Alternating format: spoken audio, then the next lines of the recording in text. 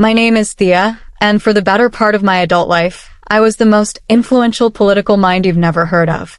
For a decade, I built my brother's career from the bedrock of my own ambition, writing the words that made him seem brilliant, crafting the policies that made him seem visionary, and spinning the narratives that made him seem like a statesman. I handed him a political dynasty on a silver platter, a legacy forged in my late nights and his easy smile. And when he threw it all away on live television, in a spectacular implosion of ego and incompetence, he finally, accidentally, handed me my own life. Before I dive into how a single disastrous speech exposed a decade of lies and changed my life forever, I'd love it if you let me know where you're watching from in the comments below. And if you've ever had your hard work claimed by someone else, or been told to quiet your own ambition for the sake of others, go ahead and hit that like button, because I have a feeling this story will resonate with you. And for all the new viewers, make sure you subscribe to join our community of people who believe in telling their own truths. The story of my brother, Congressman Leo Vance, and me is a long one, but its roots are deceptively simple, planted in the fertile soil of our family's expectations. Our childhood home was a place of warmth and comfort, but it was also a place with clearly defined roles. Leo, older by 2 years, was the son. He was radiant, charming, and effortlessly drew people into his orbit. He had a laugh that could fill a room and a knack for saying just the right thing to make you feel like the most important person in the world. I was the moon, quieter, more reflective. I lived in the world of books and ideas, my mind a cluttered workshop of facts and theories. Our parents, products of a generation that valued clear and distinct gender roles, saw this not as two different kinds of intelligence, but as a perfect, complementary set. Leo was the leader, and I was the helper. He was the voice, and I was the quiet, diligent support system. It wasn't malicious.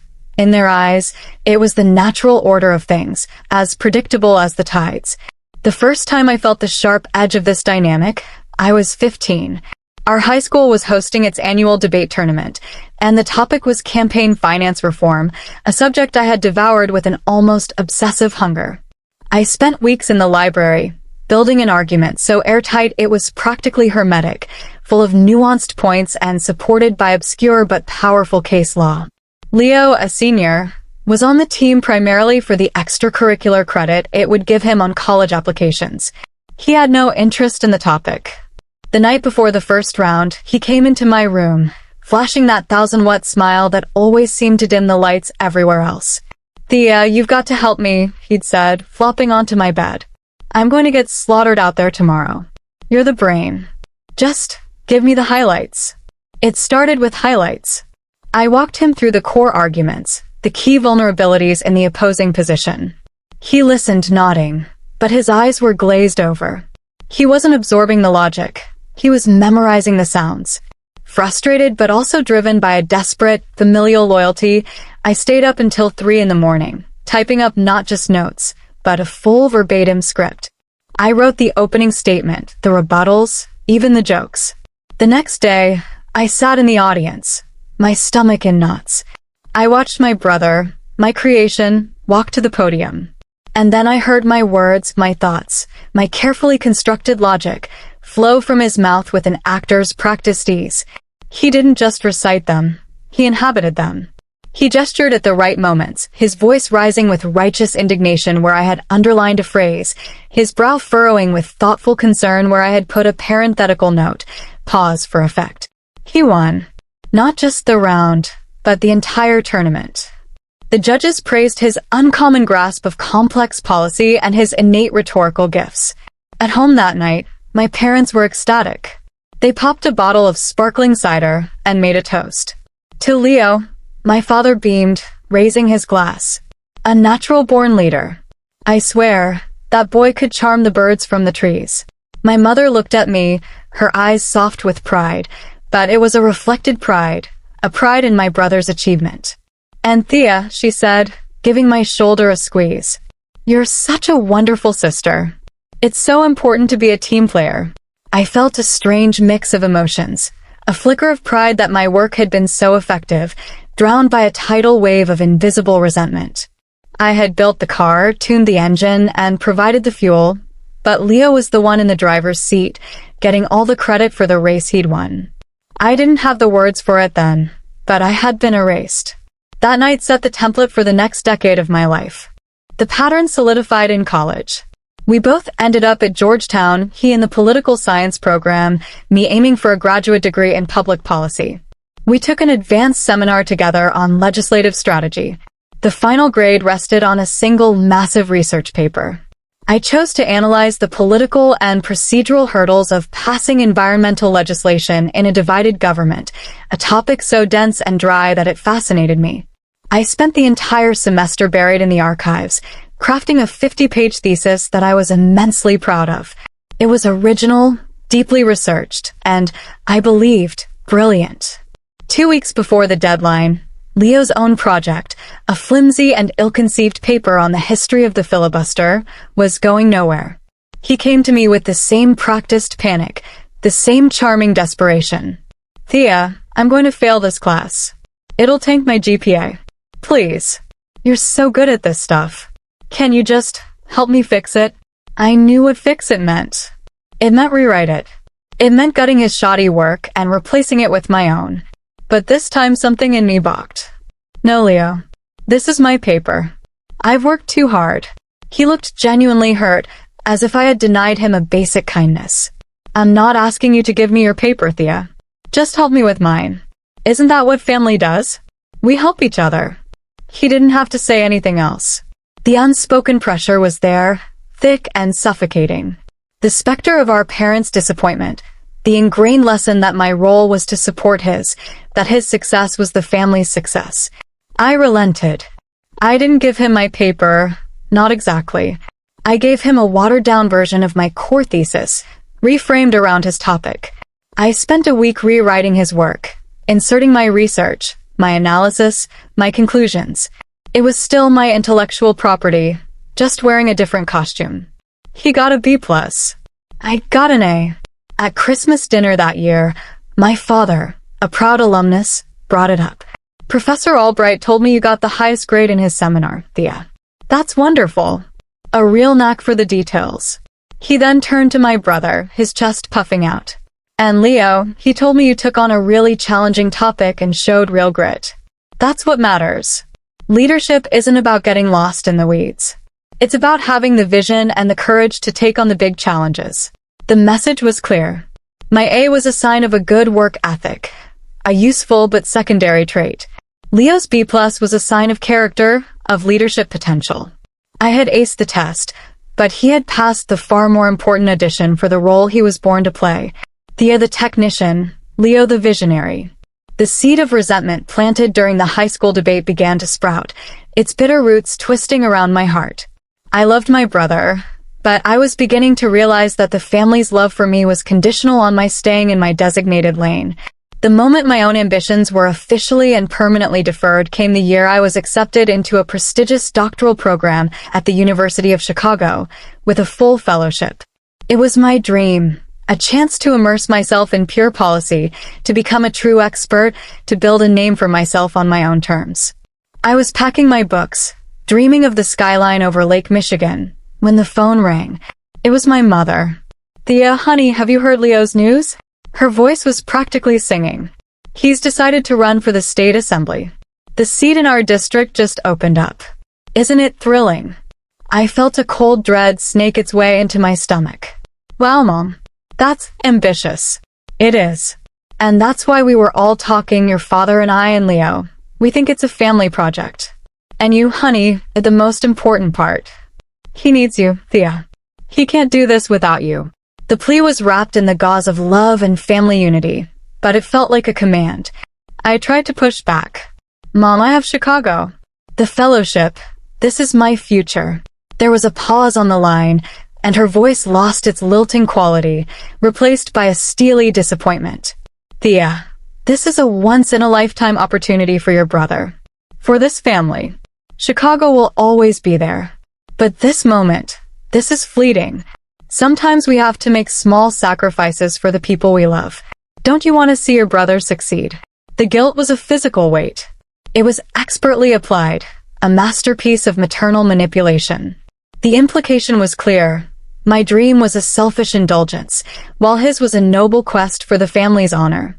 To choose myself would be to betray them all. I caved. I called the University of Chicago and deferred my admission, a lie on my lips about a family health issue. The lie tasted like ash. I moved back home and turned my childhood bedroom into a campaign headquarters. For the next 6 months, I was the campaign. I was the policy director, the speechwriter, the scheduler, and the press secretary. I ran on a frantic schedule of caffeine, adrenaline, and the slow-burning corrosion of my own dreams.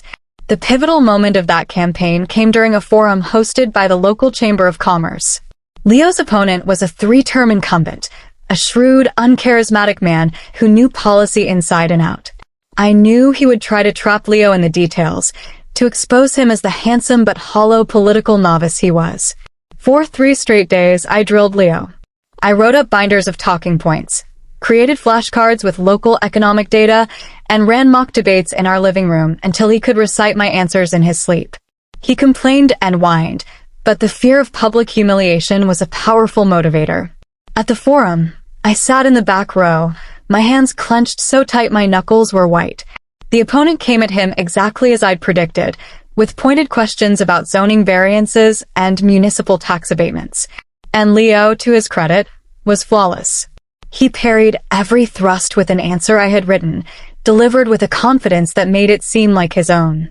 He smiled, he connected with the audience, he used my data points to paint a picture of a brighter future. He didn't understand the substance. Not really, but he understood the performance. He won the election by less than 500 votes, a victory largely attributed to his stunning performance at that forum. The victory party was at my parents' house.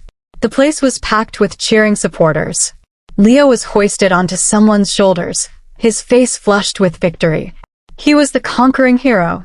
I was standing by the food table, exhausted and emotionally numb, when my mother came over. She wrapped her arms around me.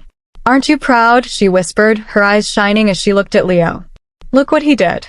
See what happens when you support your family." I just nodded, a hollow space inside me where my own pride should have been. I had engineered the victory, but I was invisible at the celebration. I was just part of the stage crew, expected to applaud the star of the show. That night, I quietly unpacked the books I had boxed up for Chicago. I knew, with a certainty that chilled me to the bone, that I would never go. My future was no longer my own. It had been officially annexed by my brothers. The state assembly was a stepping stone. A few years of my ghostwritten bills and perfectly crafted town hall speeches gave Leo the profile he needed. When our district's long-serving congressman announced his retirement, Leo was perfectly positioned to take his shot at Washington. The leap was immense, the stakes exponentially higher, and my role once again escalated in tandem. I moved to D.C., not as a graduate student or a policy fellow with her own career, but as Leo's shadow. I took a small, overpriced apartment in Adams Morgan and became his de facto and entirely unpaid chief of staff, legislative director, and communications guru. My life became a relentless cycle of work. While Leo was the toast of the town, attending embassy dinners and appearing on Sunday morning talk shows, my world was the silent, sterile reading rooms of the Library of Congress, the fluorescent hum of a 24-hour Kinko's, and the glow of my laptop screen at 3 in the morning. I was the architect of Congressman Vance. I drafted the legislation that got him on the Ways and Means Committee. I wrote the op-eds that ran under his name in national newspapers, positioning him as a thoughtful centrist. I built him, piece by painful piece, from my own intellectual marrow. My masterpiece from that era, the thing that truly put him on the map, was a piece of legislation we called the Clean Waterways and Restoration Act. It was a sprawling, complex bill that managed to secure bipartisan support by weaving together environmental protections with economic incentives for agricultural communities. It was my baby. I spent 8 months on it, working with environmental scientists, negotiating with lobbyists from both sides, and drafting and redrafting hundreds of pages of dense legislative text. It was the proudest work of my life. The day it passed the House, Leo held a press conference on the steps of the Capitol. I stood at the back of the crowd, hidden behind a pillar, watching him talk about his bill. He spoke with such passion, such conviction. He used the very phrases I had agonized over, the metaphors I had crafted to make the policy sing. He was brilliant, and I had never felt so alone. Later that day, I called my dad, buzzing with a desperate need for some small sliver of recognition. "Dad, we did it. The bill passed," I said, foolishly using the provision on nitrogen runoff, the one I was telling you about. That was the key to getting the farm lobby on board. My father was happy, but his happiness was directed, as always, through the prism of my brother. "That's fantastic, honey," he said, his voice distracted. "Leo must be over the moon. What a triumph for him. Hold on, let me talk to the man himself. I want to hear the big picture from him." The big picture. I was the details, the nuts and bolts, the plumbing. Leo was the architecture. The casualness of the dismissal was like a slap. I hung up the phone and looked out my window at the DC skyline. I was in the most powerful city in the world, at the center of everything, and I was a ghost. I was living a second-hand life, and the resentment was no longer a quiet root. It was a choking vine, and it was starting to block out the sun. The Clean Waterways Act made Leo a star. The Digital Infrastructure and Security Act made him a political prodigy. This bill was my magnum opus. It was a visionary piece of legislation that addressed everything from rural broadband access to cybersecurity threats from foreign nations. It was monstrously complex, touching on commerce, intelligence, and defense. It took me over a year to build it, a year of clandestine meetings with policy experts who thought I was just a junior aide, of late-night calls with industry stakeholders, of absorbing technical manuals and white papers until my brain felt like an overstuffed filing cabinet. I wrote every word. I designed every program. I balanced every budget line. And when it was introduced, the political world was stunned. It was hailed as the most significant and forward-thinking piece of legislation in a generation. Leo, as the sponsor, became the face of genius. He was on the cover of magazines. He was profiled as a new kind of leader, one who combined charisma with a deep, substantive grasp of the future. It was during this period that I first became aware of Mara Vance. She wasn't like the other journalists who covered Capitol Hill. The others were content with the sound bites, the easy narratives. Mara, a veteran reporter for one of the country's most respected newspapers, was different. She was sharp, skeptical, and had a bloodhound's nose for inauthenticity. She requested an in-depth, one-on-one interview with Leo about the bill. I prepped him for a solid week. I gave him a binder 4 inches thick, full of summaries, talking points, and answers to any conceivable question. I made him memorize the key sections. I told him, "Mara Vance is smart, Leo. You can't just charm her. You have to know the material." The interview took place in his congressional office. I watched from the adjoining room through a cracked door, my heart pounding with every question. For the first 20 minutes, it went perfectly. Leo was on script, effortlessly deploying my phrases, my logic. Then Mara leaned forward, a predator sensing a weakness. "Congressman," she said, her voice deceptively casual. "I'm interested in the data encryption standards outlined in Section 4B. The language seems to suggest a public-private key infrastructure that's significantly different from the current federal standard. What was your thinking in deviating from the established NIST guidelines?" Silence. It was only for a second, but in that silent beat, I saw it. A flicker of pure, unadulterated panic in Leo's eyes. He had no idea what she was talking about. Section 4B was something I worked on with a team from MIT. The language was incredibly technical. I had given him a 1-paragraph summary, but I hadn't anticipated a question that deep. He opened his mouth, then closed it. His charming smile flickered, like a faulty light bulb. Then his training kicked in. My training. He recovered, pivoting with the skill of a seasoned dancer.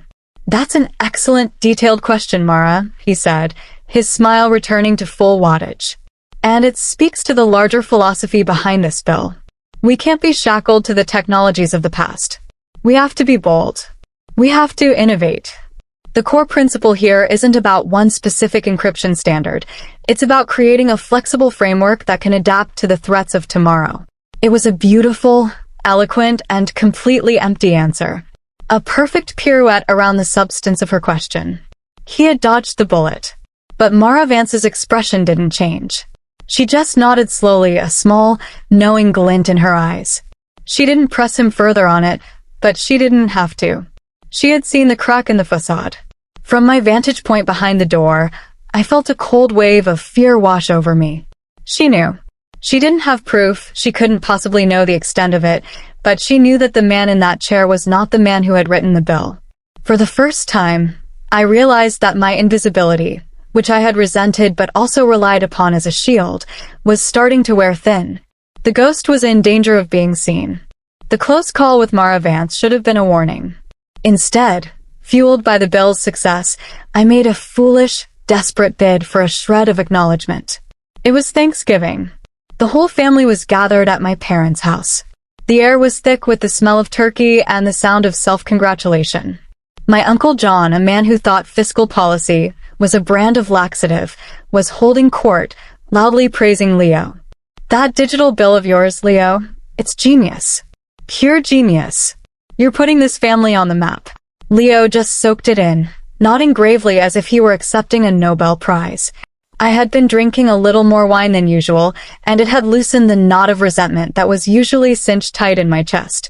A reckless impulse took over. "Thanks, Uncle John," I said, my voice a little too loud. The conversation lulled. The encryption standards were actually my idea. It took months to get the language right with the Tech Council. A deep, profound silence fell over the dining table. You could have heard a bread roll drop. My Uncle John looked confused. My father stared at his plate. Leo had a tight, plastic smile frozen on his face. It was my mother who broke the spell.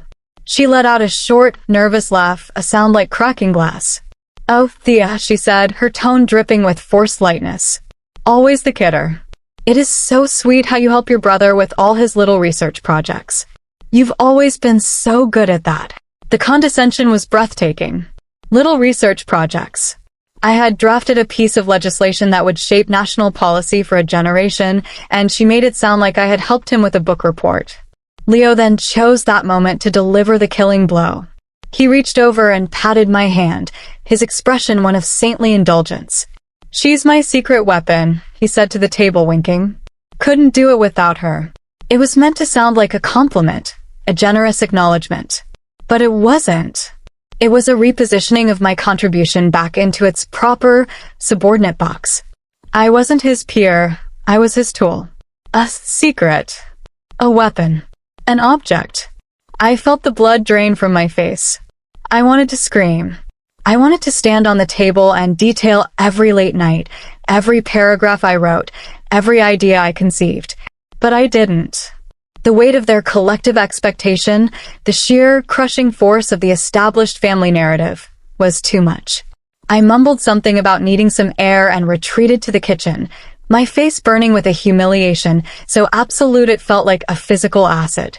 I leaned against the counter, breathing hard, and understood a fundamental truth. They would never see me. It wasn't that they couldn't. It was that they wouldn't. My brilliance was inconvenient to the story they had all agreed to tell. And in that story, I was destined to be, at best, a footnote. 2 years later, the phone call that should have been the culmination of our shared efforts felt instead like the tolling of a bell. The White House Chief of Staff was on the line with Leo. The president was nominating him to be the next Secretary of Commerce. It was the pinnacle. A cabinet position. The ultimate validation of a decade of my unseen labor. My family was delirious with joy. My parents cried. My father started calling him Mr. Secretary as a joke, but not really. They threw a party. I was expected to be thrilled, to share in this monumental family achievement. And I tried.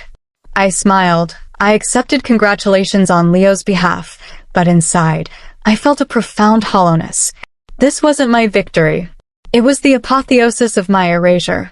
With the nomination came a level of scrutiny that made everything before it feel like a small-town bake sale. The media, the opposition, the entire political establishment began to dig into every corner of Leo's life. And the narrative that had begun with Mara Vance's interview started to gain quiet traction in the halls of power. Whispers. Innuendos. He was a great speaker, a charming man, but did he have the intellectual heft? The policy depth? The bottom, as they say in DC? Mara Vance herself published a long, thoughtful profile of Leo in her paper, just as the vetting process was hitting its peak. She never said it outright, but the piece was a masterclass in subtle assassination. It was titled, "The Charming Enigma." It praised his political gifts, his ability to connect, his soaring rhetoric. But it was threaded with questions. She quoted anonymous sources from his committees who described him as disengaged during technical briefings. She noted that his greatest legislative achievements seemed to have sprung fully formed, like Athena from the head of Zeus. She ended the piece with a devastating line. Congressman Vance is undeniably a man of great political talent, but the question Washington is asking is whether the dazzling package contains anything of substance. Leo read the article in his office, and I watched the color drain from his face. It wasn't an attack, it was a dissection. It laid bare the very insecurity he had papered over with my work for 10 years. His ego, inflated by a decade of unearned praise, was profoundly wounded. He became distant, irritable. For the first time, he started pushing me away. He canceled our daily policy briefings, saying he was too busy with vetting meetings. When I tried to talk to him about the strategy for his confirmation hearings, he cut me off. "I've got it, Thea. I need to handle this myself. I need to show them it's all me." The words sent a chill down my spine. He was starting to believe his own press, even the bad parts. He felt the need to prove the doubters wrong, not with substance, but with a performance of substance. He was a man walking toward a cliff, convinced he could fly, and he had just cut his own safety line. The final test before the Senate confirmation hearings was a major policy address at the National Press Club. It was a chance for Leo to define his economic vision, to quell the whispers, to put on a show of force.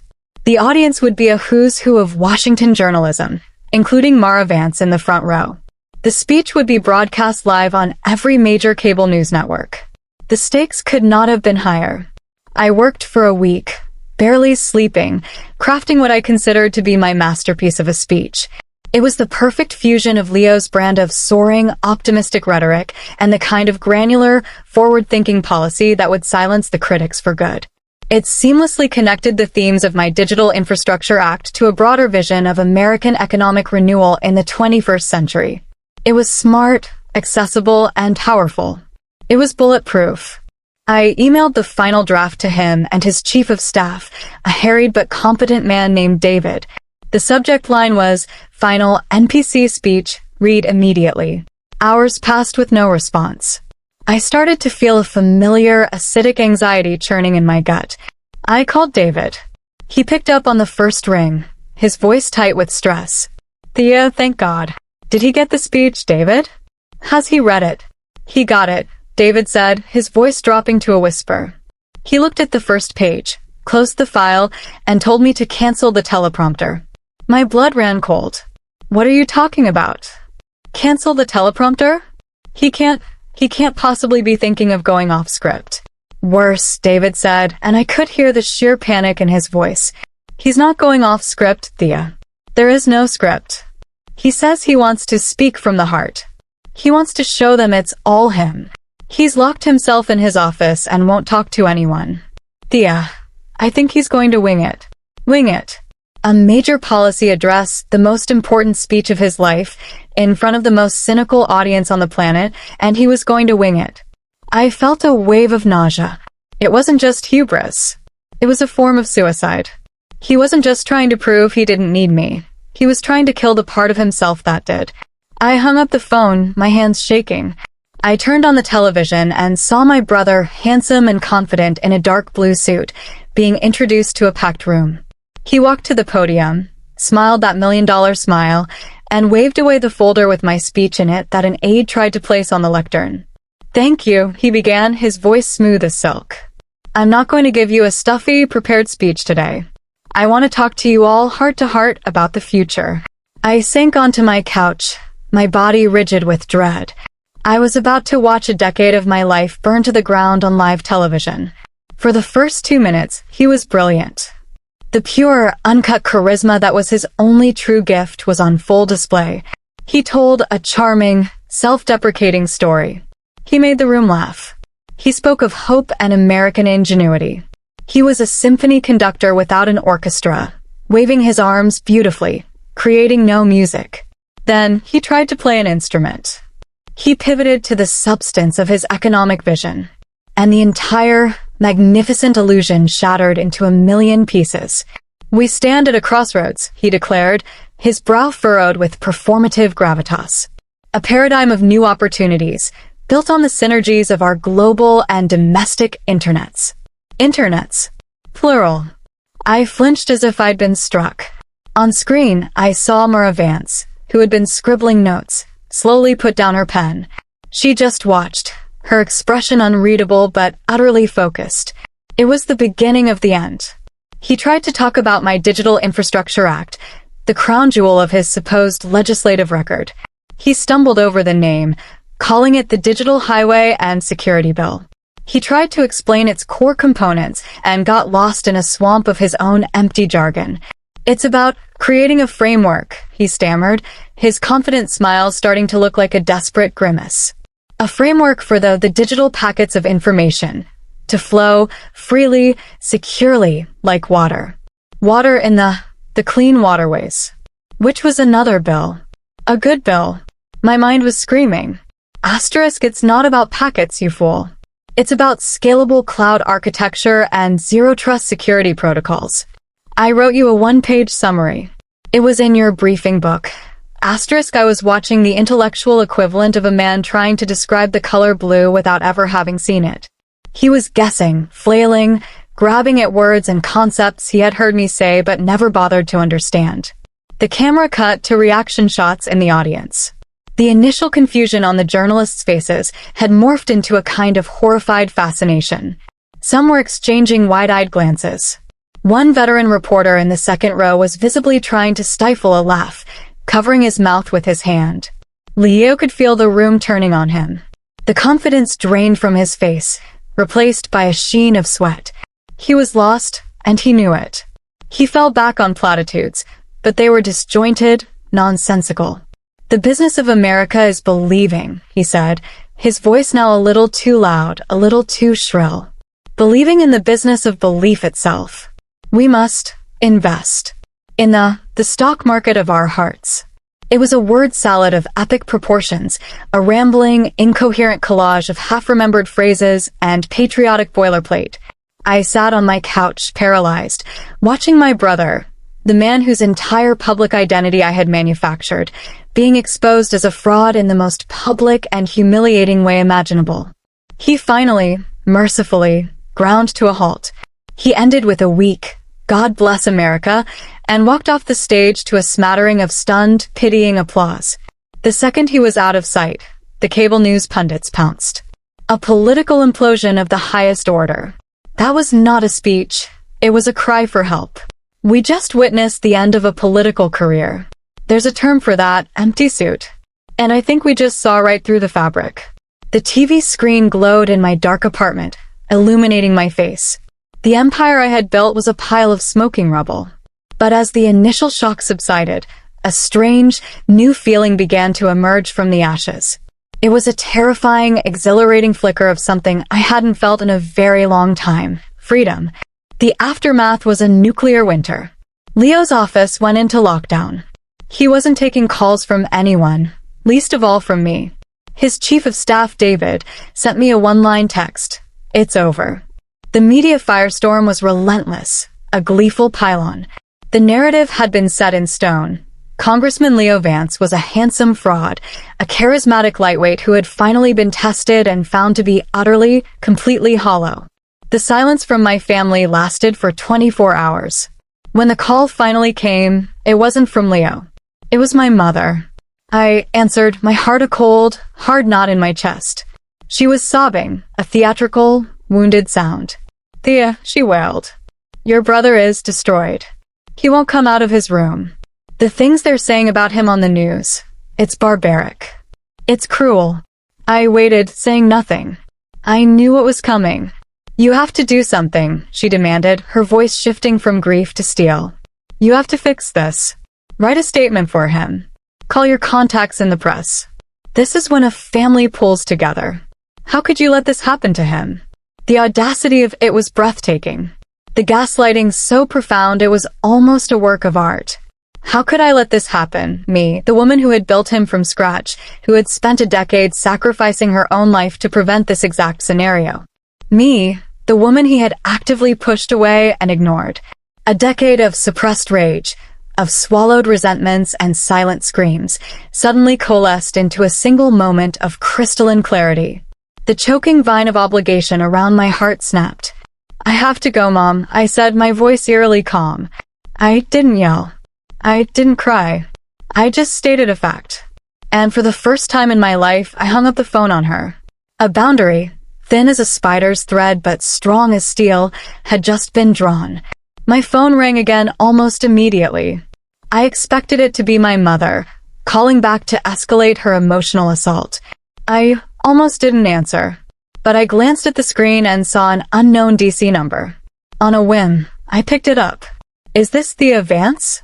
The voice was female, crisp, and professional. I recognized it instantly. "This is Mara Vance." My breath caught in my throat. I braced myself for a barrage of questions, for the journalistic kill shot. But that's not what came. "Thea," she said, and her tone was surprisingly gentle. "I'm not calling for a comment on your brother's performance. I think I've known the truth for a long time. I think you wrote the Digital Infrastructure Act and the Clean Waterways Act. I think you've probably written every meaningful word he's ever said in public. I want to tell that story. Your story." Mara's offer hung in the air, a lifeline thrown into the wreckage of my life.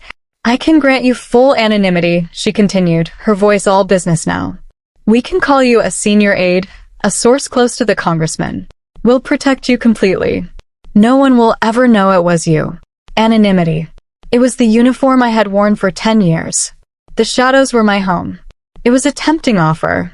I could expose the truth without facing the consequences, without having to confront my family, without stepping into the terrifying glare of the spotlight myself. I could get my revenge from the safety of the darkness.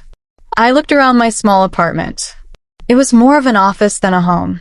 The walls were lined with bookshelves groaning under the weight of policy tomes and legislative histories. My coffee table was buried under stacks of drafts and research papers, all of it brilliant, all of it credited to someone else. My entire existence was a monument to my own invisibility. I thought of my mother's words, "How could you let this happen?" I thought of Leo's patronizing pat on my hand at Thanksgiving. "She's my secret weapon. A weapon is a tool. A secret is a shame." I had been both for a decade. Hiding now, even in the service of the truth, felt like a continuation of that shame. It felt like one last act of accepting my own erasure. The anger that had been a low simmer for so long finally boiled over, but it wasn't a hot, messy rage. It was cold and clear and sharp. It was the anger of a person who had finally, definitively had enough. "No," I said into the phone. The word was quiet, but it felt like the loudest sound I had ever made. Mara was silent for a beat. "No. No anonymity," I clarified, my voice gaining strength with each word. "I'm done being a secret. I'm done being a source. My name is Thea Vance. I wrote the bills. I wrote the speeches. And I'll go on the record." Another pause from Mara, longer this time. I could almost hear the gears turning in her journalistic brain, recognizing the shift from a good story to a legendary one. When she spoke again, there was a new note in her voice, a deep and profound respect. "Okay, Thea Vance," she said. "Let's talk." The story broke 3 days later. It was a multi-platform blitzkrieg of truth. Mara's front-page article in the newspaper was a meticulously documented exposé, complete with timelines, excerpts from my early drafts, and damning email chains where I sent Leo his spontaneous thoughts.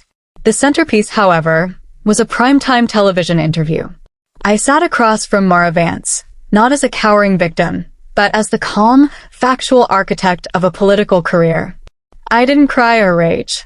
I simply presented the facts. I walked her through the legislative process of my bills. I explained the policy nuances that my brother had so spectacularly failed to grasp. I brought the receipts, both literal and metaphorical. I wasn't there to destroy my brother. I was there to claim my work. The political world detonated. It was a scandal of breathtaking proportions, but it was also a story of incredible intrigue.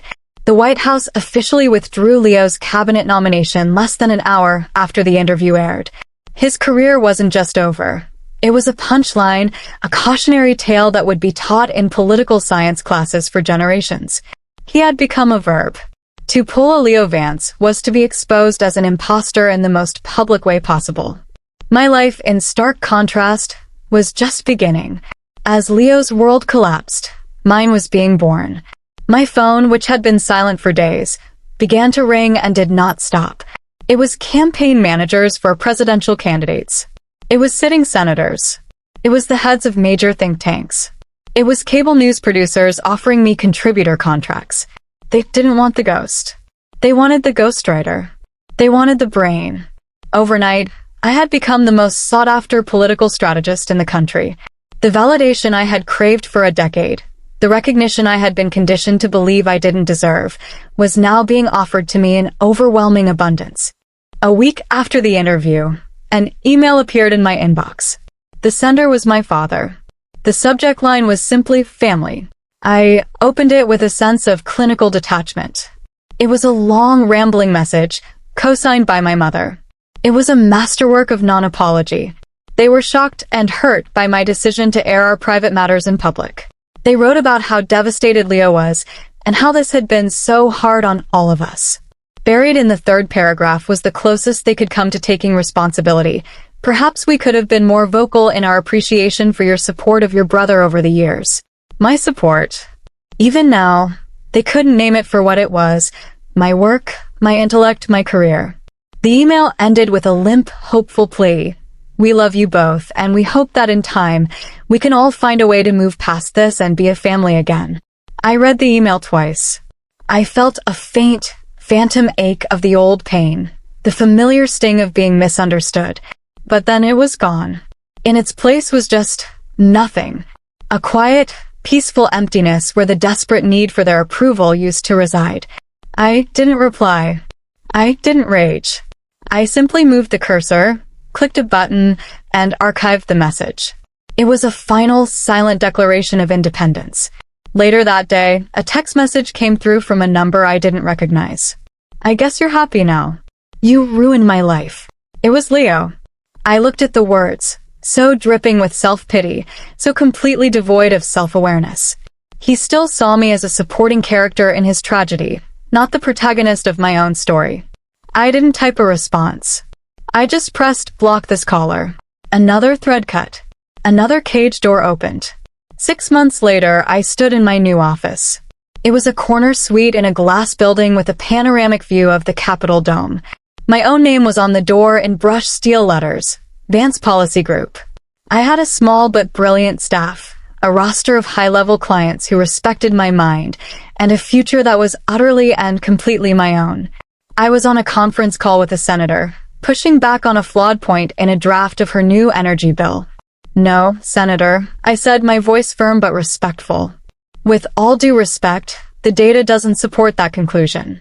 If you look at the projections from Section 3, you'll see the fiscal impact is unsustainable. We need a different approach. There was a pause, and then the senator's voice came back, humbled.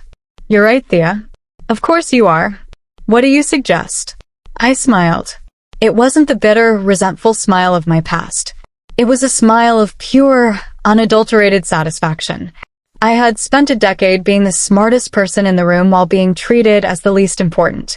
Now, my voice was the one that mattered.